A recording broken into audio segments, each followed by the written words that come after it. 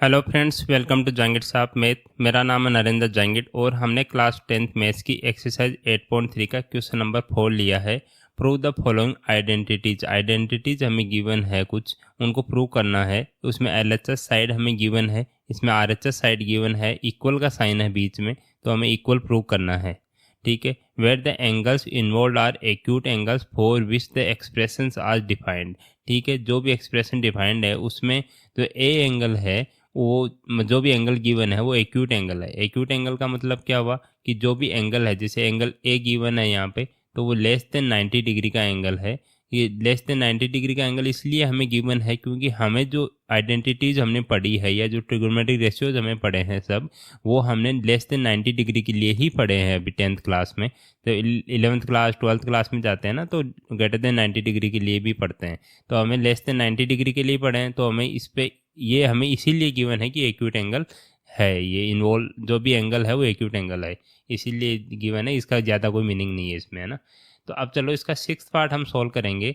1 से लेके 5th part तक के मैंने अलग अलग वीडियो बना दिए हैं, उनका प्लेलिस्ट में डिस्क्रिप्शन बॉक्स में लिंक भी दे दिया है, वो प्लेलिस्ट में डाल दिया उनको, वहाँ से आप चेकआउट कर सकते हैं। और अब इसका 6th पार्ट सॉल्व करते हैं। तो इसका एलएचएस साइड ले लेंगे, हम लेफ्ट हैंड साइड ले लेंगे। तो यहाँ लिखता हूँ बाई एलएचएस। ठीक है, एलएचएस को अगर सॉल्व करके देखते हैं कि आरएचएस आ रहा है या नहीं आ रहा है। ठीक है, तो चलो इसको सॉल्व करेंगे। तो अब देखो, अंडर रूट के अंदर एक वैल्यू है, कौन सी वैल्यू है, 1 प्लस साइन ए। ठीक है, अपॉन 1 माइनस साइन ए। ठीक है, अब हमें पहले पढ़ा था कि इसमें कोई भी है ना, जैसे अंडर रूट के अंदर डिनोमिनेटर वाली वैल्यू अंडर रूट के अंदर नहीं रहनी चाहिए, इसको हमें रेशनलाइज करना पड़ेगा। तो रेशनलाइज करने के लिए हम क्या करेंगे, इसके अंडर रूट के अंदर ही जो नीचे वाली वैल्यू है, डिनोमिनेटर है, उसका साइन चेंज करके ऊपर नीचे मल्टीप्लाई कर देंगे। तो जैसे 1 माइनस साइन ए है, तो इसका साइन चेंज करेंगे तो 1 प्लस साइन ए हो जाएगा। ठीक है, तो 1 प्लस साइन ए को ऊपर नीचे मल्टीप्लाई कर देंगे। ठीक है, तो कोई फ़र्क नहीं पड़ेगा, ऊपर और नीचे वाला कैंसिल आउट हो जाएगा। तो इसको हम क्यों कर रहे हैं, ताकि ये नीचे वाला अंडर रूट हट जाए हमारा।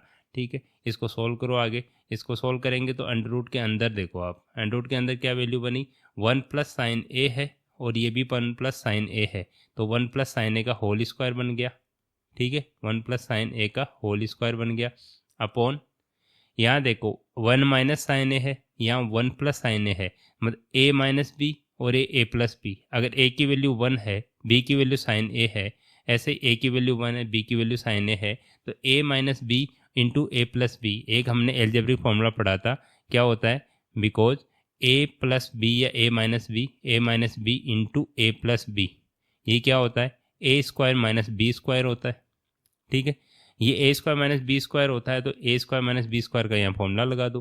तो ए क्या है, यहाँ 1 है, तो 1 का स्क्वायर करेंगे तो 1 स्क्वायर हो गया, माइनस साइन ए बी है, तो साइन स्क्वायर ए हो गया। ये बी स्क्वायर करेंगे तो साइन स्क्वायर ए हो गया। ठीक है, साइन ए का होल स्क्वायर करेंगे तो साइन स्क्वायर ए लिख सकते हैं। अब इसको आगे सोल्व करो। अंडर रूट के अंदर 1 प्लस साइन ए का होल स्क्वायर अपॉन 1 स्क्वायर करेंगे तो 1 ही आ जाएगा, माइनस साइन स्क्वायर ए आ गया। अब देखो, इसकी जो फर्स्ट आइडेंटिटी है उसमें हमें cos square A plus sine square A is equal to 1 होता है, यहाँ देखो।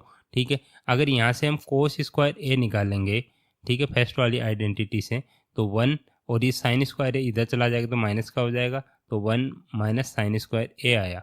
तो 1 माइनस साइन स्क्वायर ए की जगह हम कोस स्क्वायर ए लिख सकते हैं। ठीक है, तो चलो 1 माइनस साइन स्क्वायर ए है नीचे वाली टर्म, उसकी जगह कोस स्क्वायर ए रख दो। ठीक है, तो 1 प्लस साइन ए का whole square upon cos square A लिख सकता हूँ। ठीक है, कोस स्क्वायर ए लिख दो। अब इसको यहाँ सॉल्व करते हैं आगे हम। ठीक है, इक्वल का साइन अंडर रूट के अंदर देखो 1 प्लस साइन ए का होल स्क्वायर है अपॉन कोस स्क्वायर ए है, मतलब कोस ए का भी होल स्क्वायर है। तो इसको एक ब्रैकेट ले लो बड़ा और दोनों का होल स्क्वायर कर दो, मतलब दोनों का एक साथ होल स्क्वायर कर दो। 1 प्लस साइन ए अपॉन कोस ए का होल स्क्वायर कर सकता हूँ। ठीक है, कोई प्रॉब्लम नहीं है। मैंने 1 प्लस साइन ए अपॉन कोस ए, ये यहाँ भी स्क्वायर है, यहाँ भी स्क्वायर है, तो एक साथ स्क्वायर लगा दिया। अब देखो, ये एक साथ स्क्वायर जो लगाया इसलिए लगाया ताकि ये स्क्वायर और ये रूट कैंसिल आउट हो जाए। ये कैंसिल आउट कैसे हो जाते हैं, क्योंकि रूट का मतलब क्या होता है, ये रूट का मतलब होता है पावर 1/2। अगर 2 इंटू 1/2 करेंगे तो 2 से 2 कैंसिल आउट हो जाएगा, तो 1 बचेगी पावर। तो इसको ऐसे भी बोल सकते हैं कि स्क्वायर से रूट कैंसिल आउट हो गया। तो बचा क्या हमारा 1 plus sine A upon cos A ठीक है, ये बचा हमारा। अब क्या करेंगे, ये तो हमें पूछा है, इतना तो हमने सोल्व कर लिया, लेकिन आगे और सोल्व करना पड़ेगा। सेक ए प्लस टेन ए आना चाहिए। तो हम क्या करेंगे 1 अपॉन कोस ए कर देंगे, प्लस का साइन साइन ए अपॉन कोस ए कर देंगे। अलग अलग लिख सकते हैं इसको, 1 अपॉन कोस ए प्लस साइन ए अपॉन कोस ए। ठीक है, ये लिख दिया। अब 1 अपॉन कोस ए क्या होता है, ये होता है सेक ए, और साइन ए अपॉन कोस ए क्या होता है, टेन ए होता है। ठीक है, तो कोई प्रॉब्लम नहीं है, सेक ए प्लस टेन ए आ गया। ये किसके इक्वल है, ये आर एच एस के इक्वल है। यही हमें प्रूव करना था कि L H S is equal to R H S. तो यहाँ हम लिख देंगे हैंस प्रूव्ड। ठीक है, जो प्रूव करना था वो हमारी वैल्यू आ गई है। ठीक है, तो एल एच एस और आर एच एस इक्वल हो गए हैं। इसमें हमें क्या क्या करना चाहिए, हमें अंडर रूट के अंदर जो भी वैल्यू है उसको हमें डिनोमिनेटर को साइन चेंज करके ऊपर नीचे मल्टीप्लाई करना है, फिर रूट हटाने की कोशिश करनी है। तो रूट हटाया हमने, रूट हटाया फिर अलग अलग कर दिया, तो हमारे आर एच एस की साइड आ गई। ठीक है, तो हमारी आइडेंटिटीज़ कौन कौन सी काम आई, एक तो एल्जेब्रिक फॉर्मूला काम आया, और दूसरा cos square A plus sine square A is equal to 1।